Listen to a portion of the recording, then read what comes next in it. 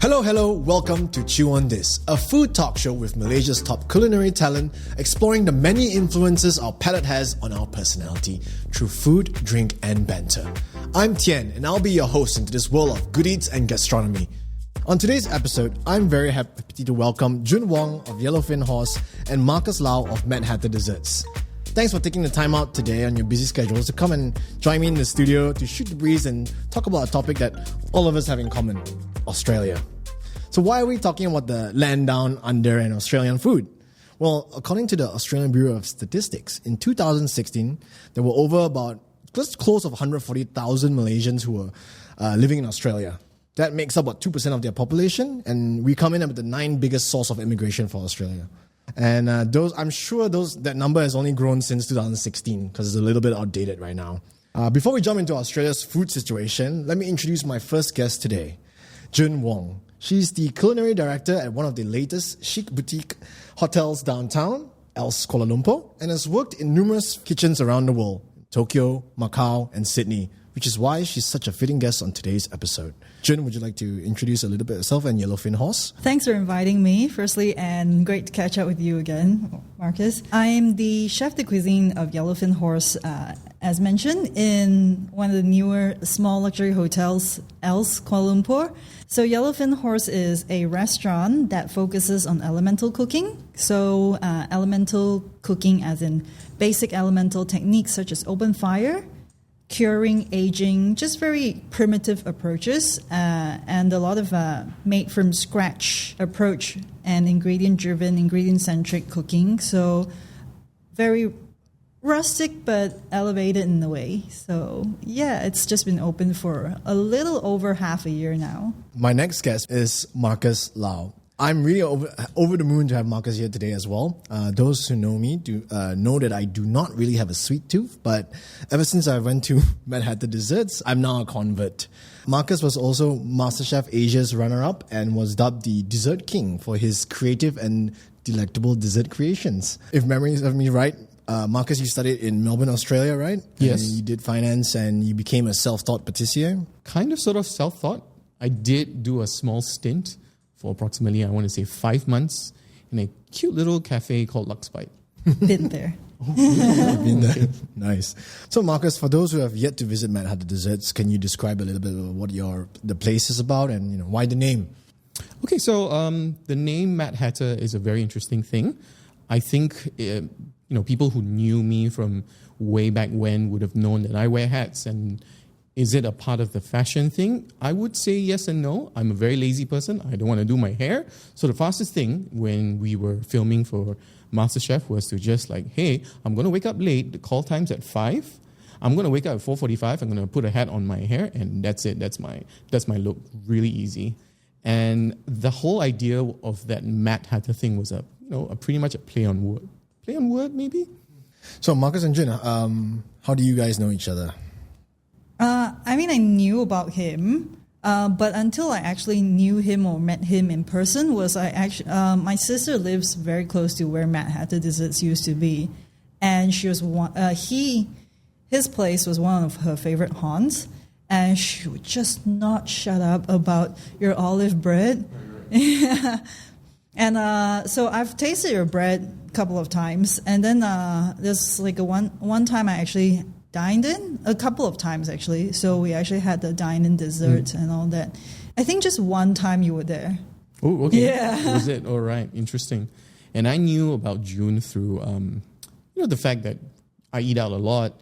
And then there was this new, interesting establishment called Kikubari where June was working at that point in time. I happened to go there with my family, and that's pretty much how I knew. And I believe you had a couple of cooks, very young cooks who happened to be peers of mine, and that's how I kind of got to know you as well.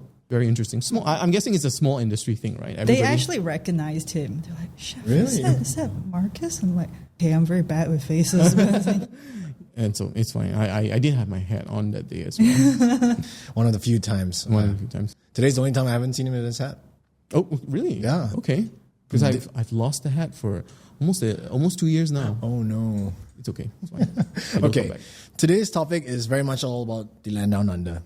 Before we start, maybe you can tell the audience a little bit about your connection to Australia. My connection is, personally, my mom's side of the family. Most of her siblings are based in Melbourne, but I don't have any connection with Melbourne at all.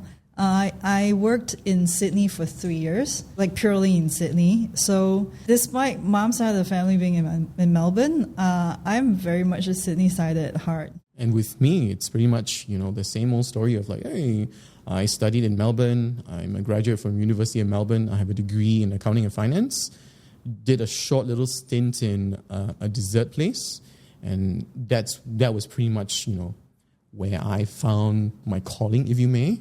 Because I knew banking wasn't for me. It was always something that I was like, okay, I'm going to try it out. I do have, the knowledge and know-how, but it just didn't work for me. And then back to the kitchen. Okay. So we're going to kick things off, as we always on the show, by tasting 3 interesting snacks that we've gathered. As culinary professionals, I'm very curious to see how you taste and react to the assortment of snacks that we have today on today's episode. The way this works is quite simple. We're going to taste these snacks and give them a rating so that those tuning in can decide whether it's worth getting or not. But before we start, I thought we'd pour ourselves a little Aussie beer, a pale ale from Australia's largest brewery, Cooper's, that my producer had fortunately stashed away in her fridge. Ooh, it's nice. very fitting with today's theme.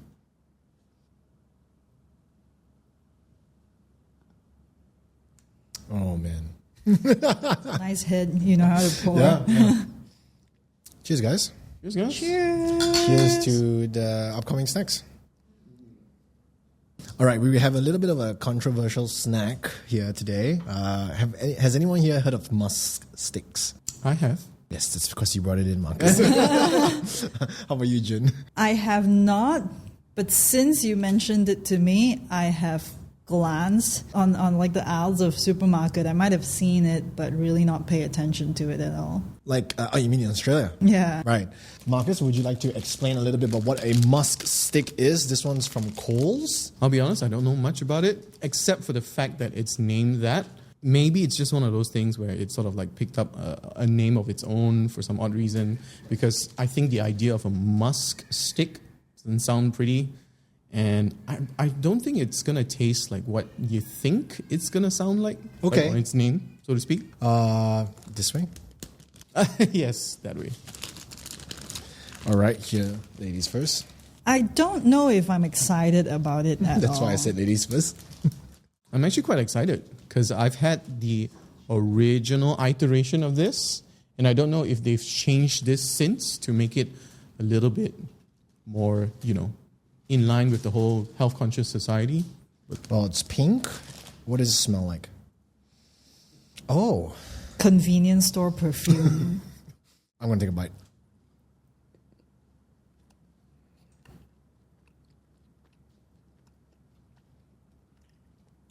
It feels like I'm eating a fragrance. Just like how I remembered it. Not your cup of tea, Jin. Why? It's like eating perfume. Yeah. Almost like perfume. You know how that saying like, smells like my grandma's perfume? No, This it smells like a public restroom. Oh, gosh, okay. We'll start with you, Jin. What's your rating? It doesn't even taste good. It's just bad on all levels. It doesn't even look good, smell good, doesn't even taste good. Describe the taste a little bit. Mothballs. So I'm guessing a low rating. 1 to 10, what would you rate it? Can it be lower than that? Negative? Yeah. I think my dog wouldn't eat it with root to him. He's enjoying it. Look at his face. Maybe it's the fact that I've had this before, and a small little shout out to the little cafe I used to work in, Luxbite, and Chef Bernard. So this was a thing that I knew about only by virtue of MasterChef, right? Him having to make a dessert out of Australian lollybags desserts. And out of the 7 layers of this particular cake, this was the one that everybody hated. And you would know, like on the day itself, like, you'd see the prep list, right? You don't have to know what the prep list is like.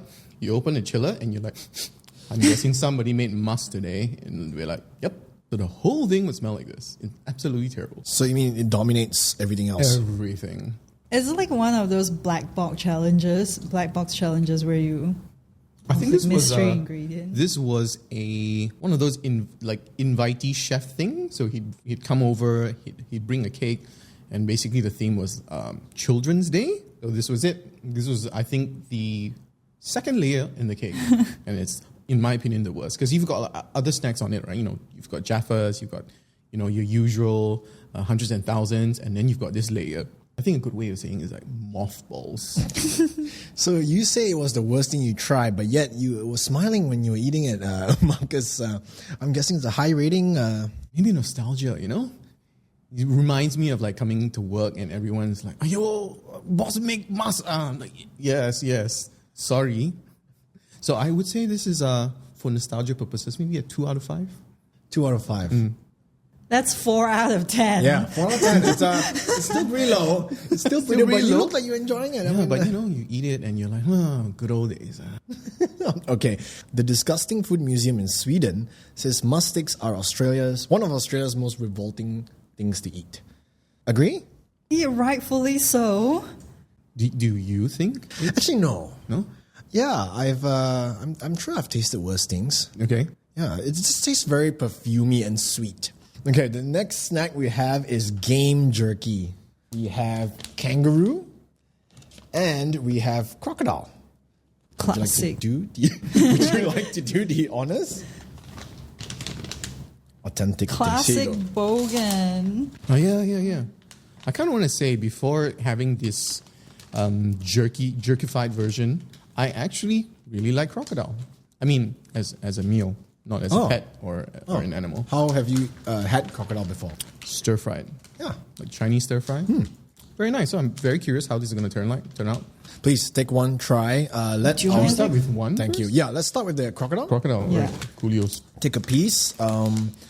Take a bite. Let our listeners at home know. Oh, let's give you the whole piece. Know what it's what it tastes like, what it feels like in the mouth. How does it smell? Oh, it actually smells quite nice. It's like there's a bit of seasoning on it.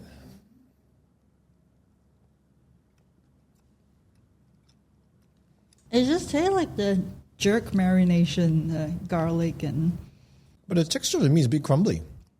Not what I expected. It's much softer than I remembered. I remember it had like a bit of a bounce of chicken. That's quite nice. This is really good. I'm thinking second piece. Yeah, it's okay. Yeah, it's not bad, but... It's not what I had in mind texturally. I was, imagining something stringier, if you may, longer muscle fibers. This one, like you said, it's almost crumbly. Okay, Marcus, so 1 to 10. I think this is a solid 7. It's a 5 for me. Like, I don't mind eating it, but I won't actively buy it myself. Let's try kangaroo. Maybe the kangaroo will change your mind. Kangaroo. I think this one may be stringier. I have a feeling. I don't know. Oh, it's darker too. It looks like it has better texture. That looks like bakwa. Yeah. Does it say it's got coloring on it? Yeah, it's I like smokier aroma. oh, it's funkier. I don't know if it's a spice that I'm kind of like getting a lot of.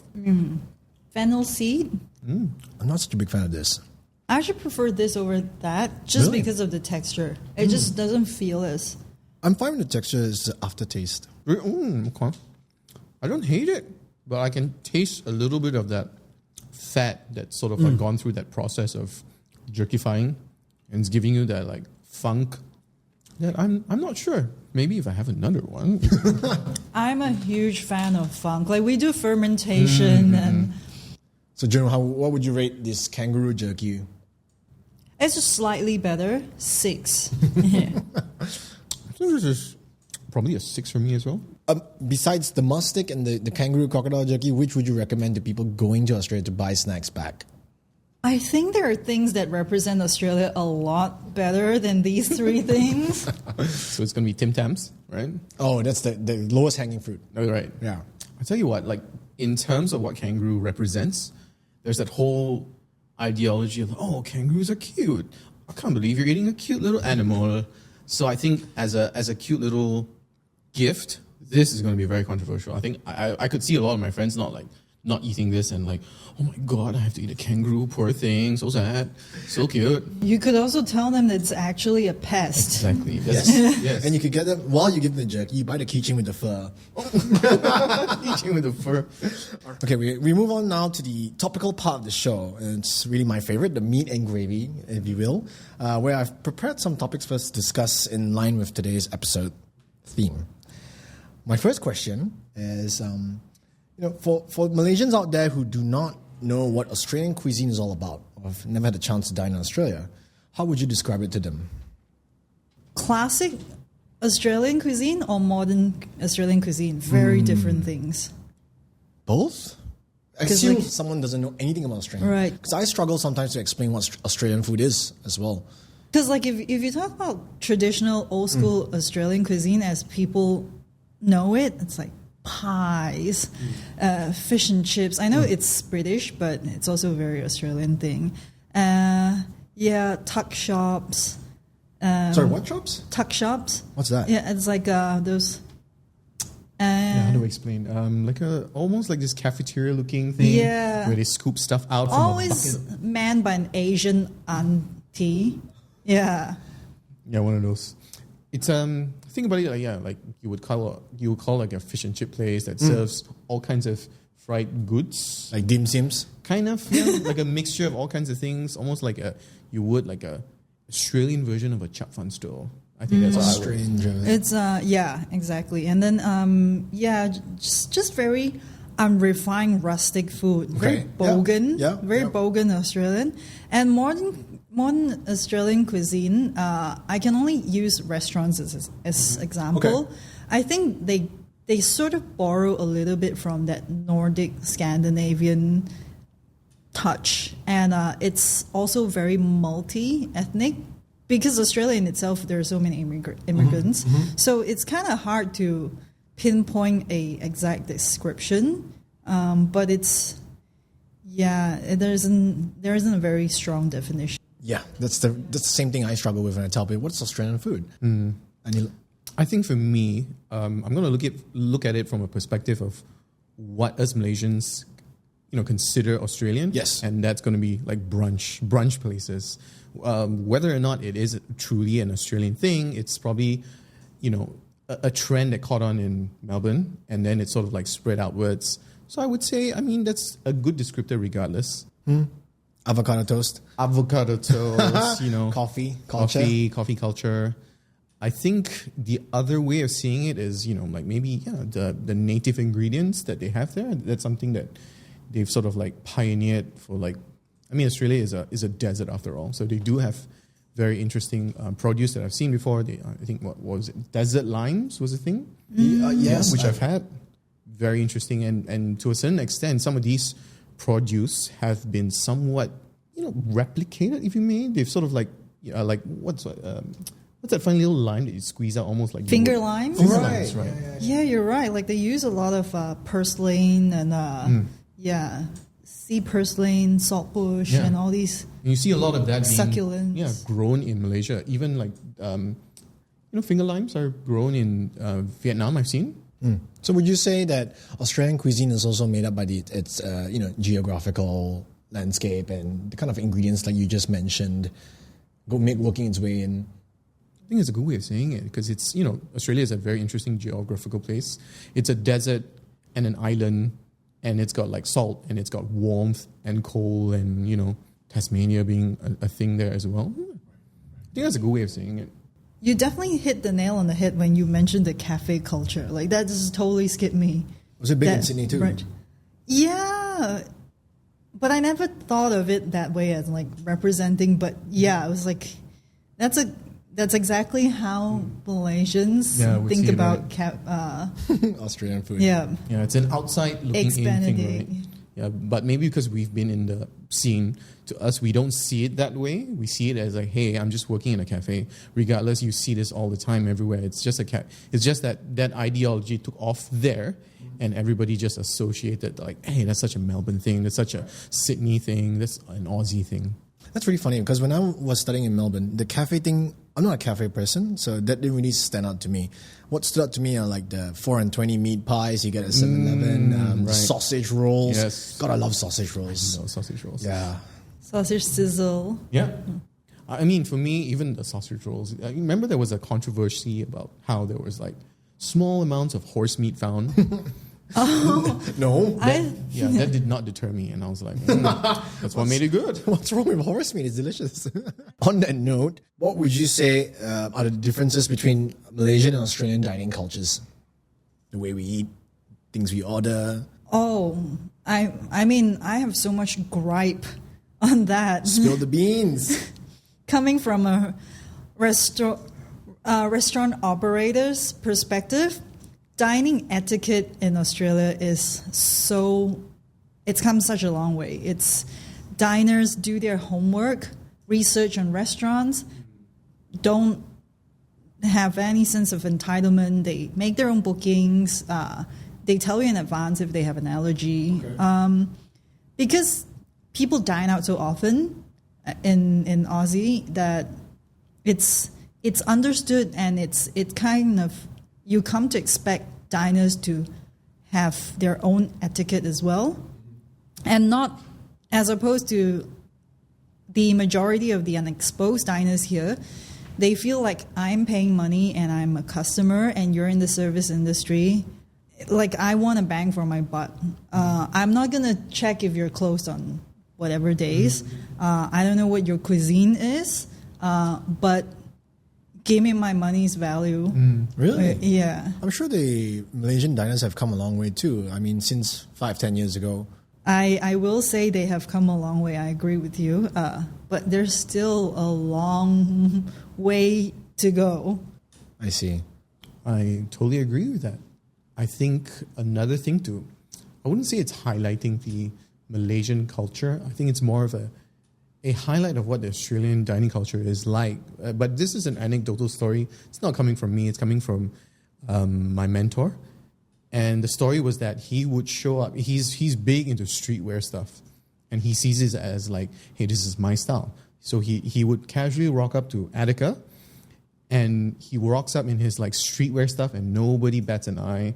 Everyone's cool with it. So it's very casual, yet you could be taken seriously. You're not here for you're here for a good time, but you don't have to be all dressed up, suit and tie. And that's a thing that I really, really was, I want to say it was a very interesting thing with the Aussies. It's a blend of culture, It's the fact that they don't really care that much about how fashionable you are, if you may, versus like if you were to rock up in like a 3 Michelin star place in Paris, you're not getting in without, funny looks if you're wearing streetwear. That's really interesting you mentioned that, because I find that a similarity between Australia in when I was over there was that we're both kind of both cultures are kind of relaxed, that we wear flip-flops, we wear shorts and we go out. So it's funny how you would say that it's okay in Australia to dress down and still go into a nice restaurant, whereas here it's kind of the opposite, where we kind of dress up and we can't dress down. Well, in saying that, Australians do, or for the most part, Western cultures, they still respect occasions and dress codes. Yes. Whereas, like, if you say it's a black tie event, it's a black tie event. Here is just like, I dress up whenever I want to. I agree on that. But yeah, I would say the Malaysian scene has come quite far. I think from the perspective of a dessert establishment, I think we're a lot less, we're a lot more informed, I want to say. And, when I first started my place, there was a lot of pushback, why am I paying so much for this? By the way, King's Confectionery is just down the road, I'm paying so much and so for this. There is that movement to understand what we do, the craft that we do. But yeah, it's a very slow, long, arduous process. Hopefully we'll get there. I do have faith that it's going to get there. And considering that we have so many young, fresh, new talent, I kind of want to say it's looking good. To add to that, I wouldn't say the onus is only on the cooking scene, the cooking side. It's also about the education, because there cannot be appreciation without education. So it's up to people like me, other journalists, food writers to kind of spread the word and teach people why why dining here costs so much. It's because you're not just paying for the raw ingredients, you're paying for someone's skill, experience, talent, the ambiance, everything goes into that one meal. Yeah, it's true. And also, like, there's a double-edged sword as well. I mean, you know how important your job and journalists, food writers, media, and also for diners, the only way they can get exposed, because you mentioned they're more educated now, they're more informed, the only way for them to be more exposed, besides themselves going out there to be exposed, is trends.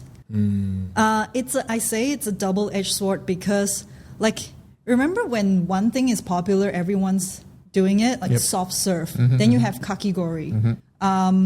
And God, bubble tea, I just don't understand. It's like, once something catches on, everyone wants to do it. So it's a double-edged sword. It's one way for our diners to get more exposed and understand food trends more and more and learn about things. But it's also kind of very extreme in a way when something catches on. Yeah. You're right. It is a double-edged sword. It comes at a cost of originality sometimes because you think, oh, this is a safe bet. Everyone likes donuts, for example. I'm just going to open a donut shop instead of I'm going to open a baklava shop, or whatever. And for you, definitely you feel it when there's this wave of interest with croissants and viennoiserie all of a sudden, and then you have everyone is doing that watermelon strawberry cake from Black Star Pastry. You definitely relate to that. Yeah. What about your most favorite food trend? Don't tell me there's none. I'm afraid to say it, but say it. And I also don't know if it's a trend or more like a cooking style. I know recently there's a lot of open fire cooking restaurants that open, and I helm one of them. But it definitely seems like the right way to go. Okay. Yeah. Donuts. Yeah, you mentioned donuts. I'm like, you know what? Donuts. Okay. Any specific donuts that you are just, have a weak spot for? Oh, really? I think donuts in general. All donuts. All donuts. Wow. I think it's a food trend that sort of like stuck on me when I was growing up. And then you're sort of like, hey, I remember that was a thing. I felt like that phase was a very long phase, almost talking about 5 years? Actually, you're right. Remember when J. Cole first came out and everyone went and crazy? Then and then Big Apple came out. Krispy Kreme. And then Krispy Kreme came out. Yeah. And it lasted forever versus like the other trends that literally came and went. Like, unfortunately, the one you hate that's lasted the longest. Is fried chicken considered a trend? I would believe so. No? Everyone loves fried, but it's been popular for so long. Yeah. almost like a staple. Smash burger is a trend. Oh, yeah, you could say it's so. Coming up. I see street vendors in TTI doing smash burgers. Yeah. Actually, spicy food is this whole trend altogether. Right. Yeah. Especially with that whole 3x spicy Megadeth level. I can't. I can't take spicy food. Oh, okay. You love spicy food? I felt like since the day I did that McDonald's 3x spicy challenge, my stomach just flipped on its head and said, no more spicy ever again. And I couldn't. Okay. I just couldn't. What are the toughest difficulties you would say you experience in your job that most people not working in the industry are not privy to? We don't know. We just assume your job is cooking food and it's not that hard. I think people, the most underrated challenge we have, I mean, I know everyone knows it's long hours and labor and all that, and that goes without saying.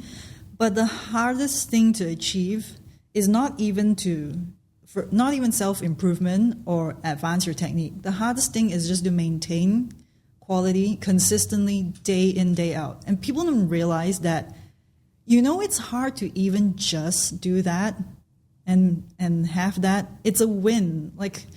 People expect you to fly or why aren't you creating new dishes? This, that, yeah, we do. But also I think there's a lot of credit not given to maintaining consistency for one dish executed well day in, day out, every table. I think you're right. It is an underrated. Yeah, I think that is something that I've in the past sort of alluded to a lot of my customers that, I don't have to consistently change my menu. Or come out with like mind-blowing flavors. Yeah. So there isn't that need for me to like rush something out just because like, hey, your menu's getting boring. It's like, well, I understand, but consistency is important. You come here, you get what you want. Oh, I didn't know that people who actually come up to you and say, when are you going to change your menu? I mean, like, can you just appreciate like a sponge cake done well is a sponge cake done well? It's not dry or crumbly or anything like that. Yeah. I think for me, on that particular question, I think there's a lot of, how should I say? There's a lot of physical upkeep that a lot of, I want to say, the people out there, they know that we've got long hours, but there's a lot of things behind the scenes that we also have to, keep up with our health. I think it's something that I share a lot with my cooks that like, okay, when you come to work, it's also important how you dress and the things that you wear. I would constantly tell, because I myself suffer from plantar fasciitis. Sorry, what? Plantar fasciitis. It's basically the thing that you get on your feet, and it's a very common thing. And it's something that I also tell my staff, like, hey, when you get into work, I think it's ideal that you wear the proper stuff. It's not just good enough to like be like a macho and like, no, I'll brave through this. And we, even in the kitchen, I predominantly work with a lot of women in my industry, but it's also very common for it's a male-dominated industry, and sometimes we don't take care of ourselves. They tend to burn themselves a lot, and it's like, it's like a rite of passage. But I'm always telling them like, no, you do not want to hurt yourself. This is an industry where it doesn't pay for you to like hurt yourself, and it's important to have physical upkeep, to exercise, to go out, have time with family. That is a great point. You guys work in the kitchen really hard for really long hours. I would imagine your fitness should be. I feel like it definitely takes a toll on us physically. And I would say I feel like a lot of people are aware of that because of our long hours and hard labor. But what a lot of people are not aware about is I think it's harder to be mentally healthy.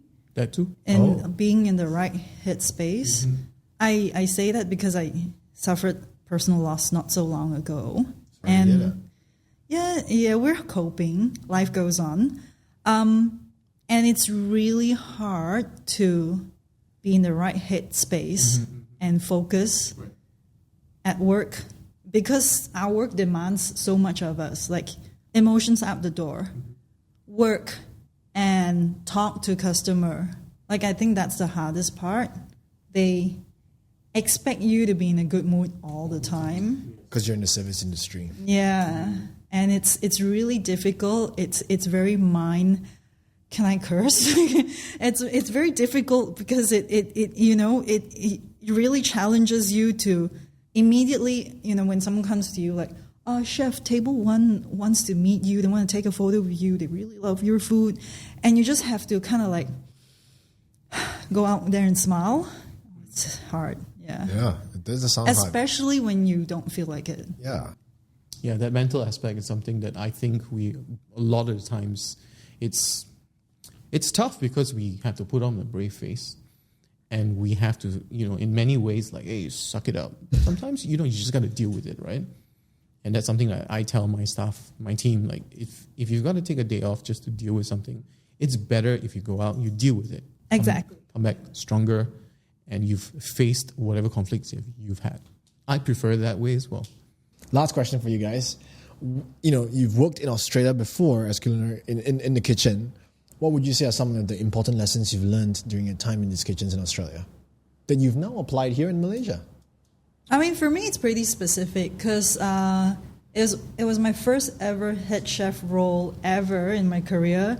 And Australia was kind of a good place to learn because I learned so many things from pre-opening, managing, construction. And Australia being a nanny state, everything has to be done right. And that was the best place to learn how to set up a kitchen and rules and regulation, OSHA, health and safety. And then the business aspect of it, the biggest lesson for me, I think at that point in my career as well, was that thinking as a chef was not enough. Like You definitely need to have that entrepreneurship mindset, and name dropping is important. Right. Okay, so a little bit about that, if you don't mind. So you said, cooking is not the only skills you need as a chef. Can you elaborate more? So you said entrepreneurship. Other aspects? What other aspects? Because apparently food is not everything.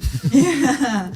There's so many Australian establishments. They're good, but they're even better at marketing themselves. This is one thing I don't think we do well enough.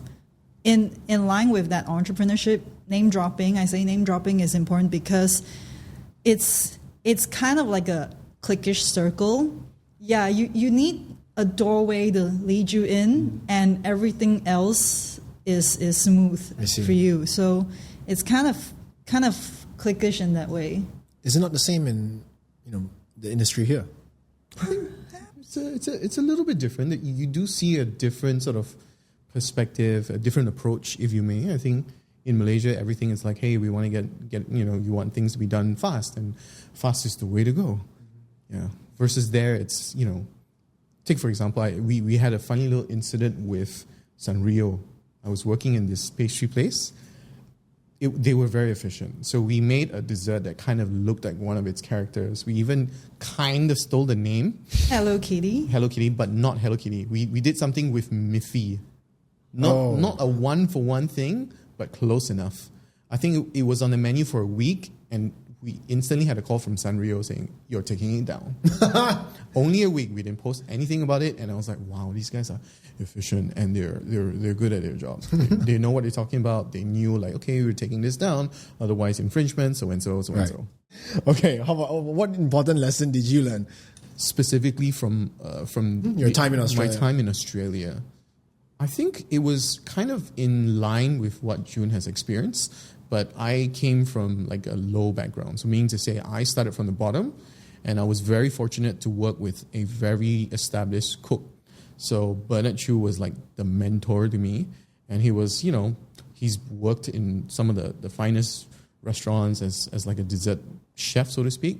Yeah, starting from the bottom, working with a cook who was not only the head cook, but he was the entrepreneur of the business. He ran things, and it's very common to think that, your boss is the dude who's gonna be bossing you around. But funny enough, he's the guy who's there the first and there the last, and I really respected that. And that sort of like that mentality of him, like working through the hours, showing like he's got that.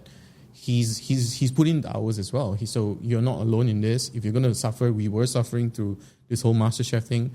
You didn't feel alone. You feel like, you know what? If anything, I had the least to complain about. Boss is here in the morning and he's here till 9. So if anything, a lot of that mentality brought over to me, and I was like, okay, well, that's the kind of boss I want to portray, if you may. And I really, really appreciated that. I think that's a great lesson, leading by example. Well, thanks for sharing, guys.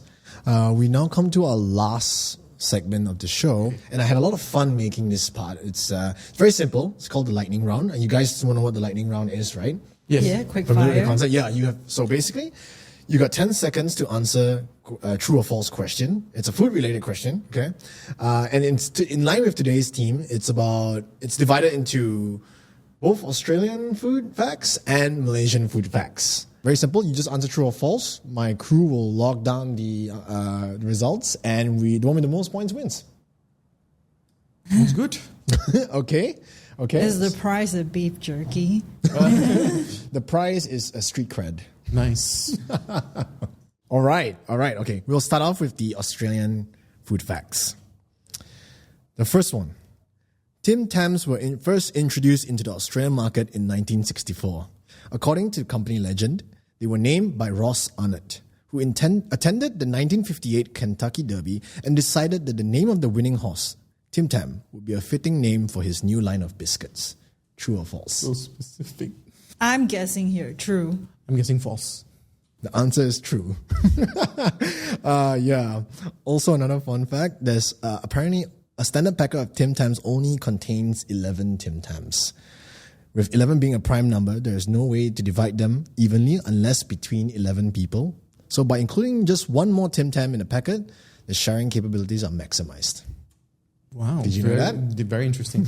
I wouldn't put it past them. It's probably true. I thought it was 12. Okay, next one. According to Wikipedia, Australia's most famous cake, the Lamington, is believed to be named after a Lord Lamington who served as governor of Queensland from 1896 to 1901.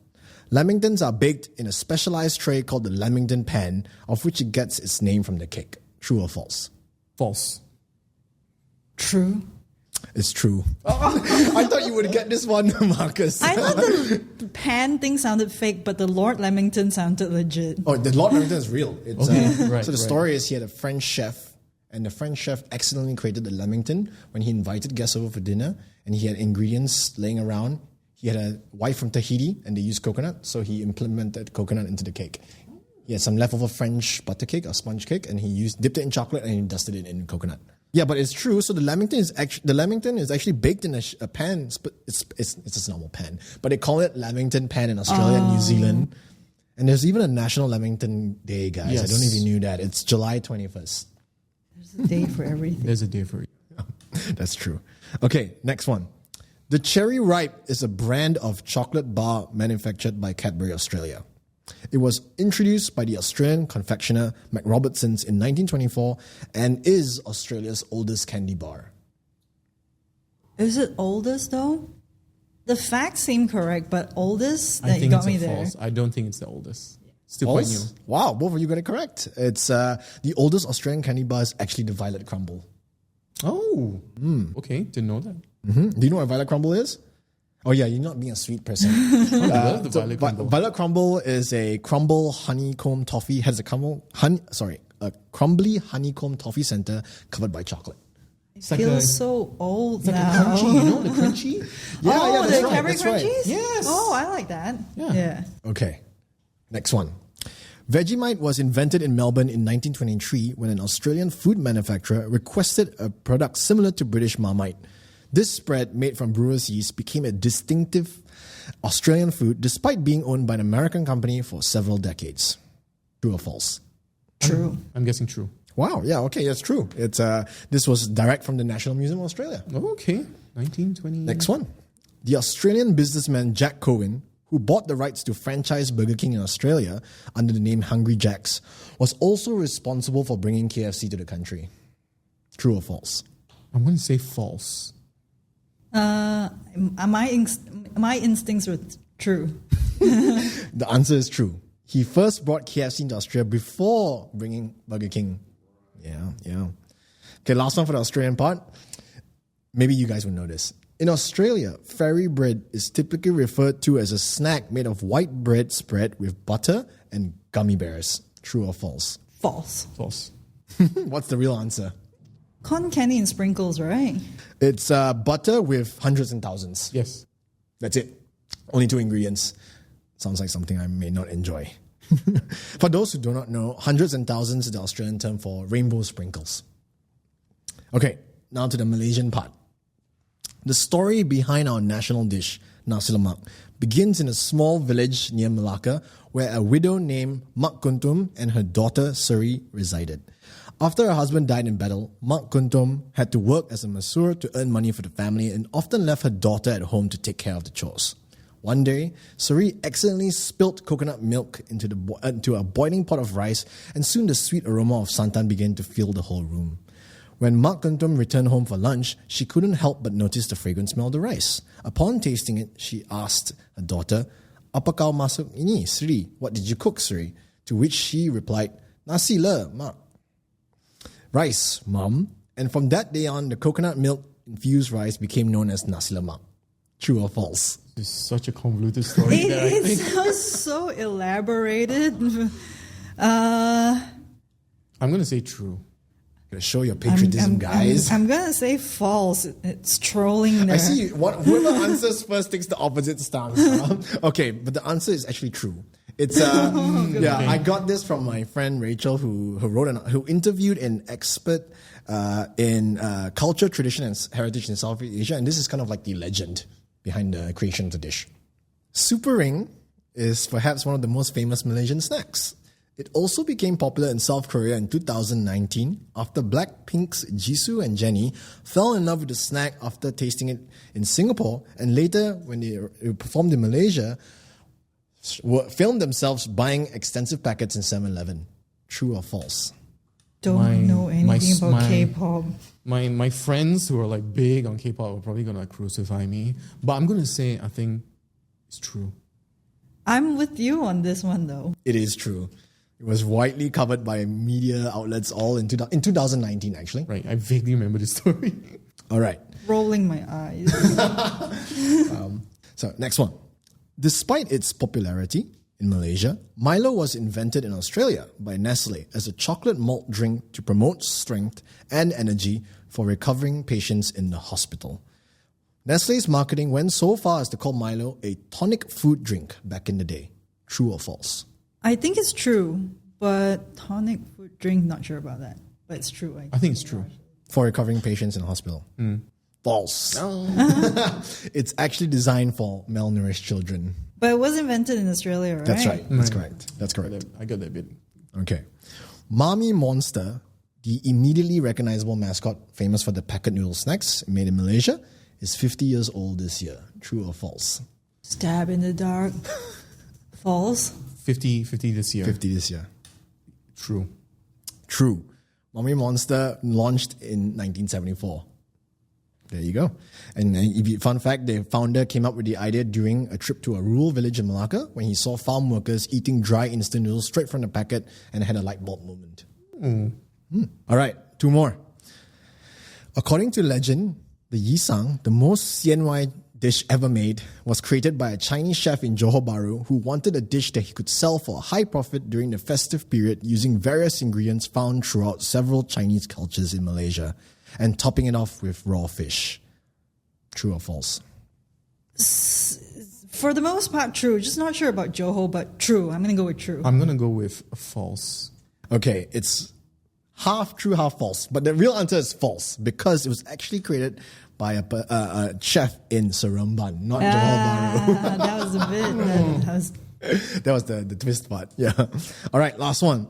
The well-known sports beverage 100 Plus was a name coined by a Fraser and Neave employee who loved exercising so much. He once ran 100 laps around the company's offices as a morning workout and craved a drink that would not only quench his thirst but also replenish his energy. Hence the name 100 Plus. True or false? 100 laps. I think true. Yeah, I'm going with true as well. No, it's false. I completely made that up. It's really just to commemorate. So the name 100 Plus is to commemorate Fraser and Neave being in Asia for 100 years. Oh, okay. Well, who is the winner? Oh, jeez, my parents would be so embarrassed. I totally flunked the Malaysian part. Results are in. It's a draw. It's Wow! What are the odds? Okay, equal street cred. Okay. All right. Okay, and on that note, we're going to bring this episode to an end. Thank you, Jun and Marcus, for being such great hosts on the show today. I had a blast. I hope you did too. I'm Tian, and thanks for tuning in to Chew on This, where I'll always be bringing you in on